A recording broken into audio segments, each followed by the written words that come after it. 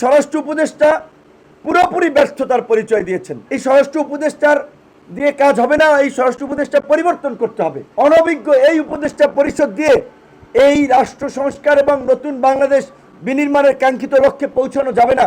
জাতীয় পার্টি ওই 14 দলের নাট বল্টু সকলের আপনার নিবন্ধন বাতিল করতে হবে। সচিবালয়ে ঢুকতে পারত না যদি আমরা রাস্তায় নামতাম।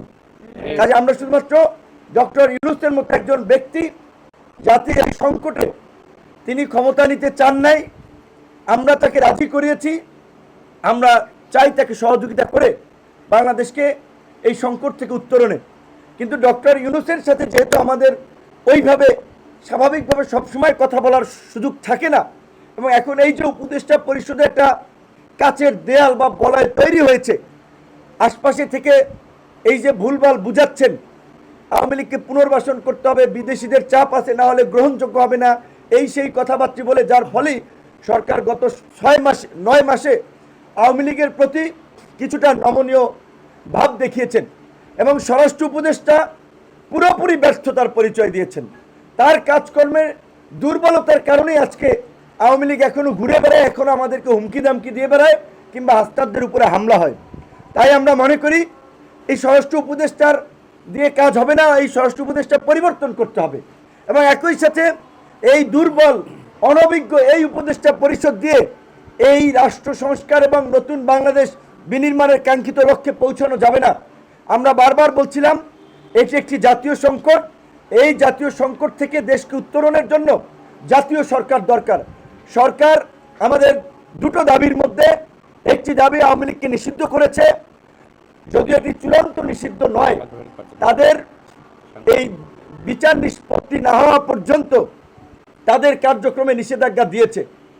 আমরা নির্বাহী আদেশে একেবারে চূড়ান্ত নিষ্পত্তি চাই না, আমরা বিচারিক প্রক্রিয়ায় তাদের একটা নিষ্পত্তি চাই। কারণ তারা গত 16 বছরে যেই গুম খুন মানবতা বিরোধী অপরাধ এবং গণতন্ত্রকে ধ্বংস করে একদলীয় শাসন ব্যবস্থা কায়েম করেছিল, তাতে বিচারিক প্রক্রিয়ায় আওয়ামী লীগ নিষিদ্ধ।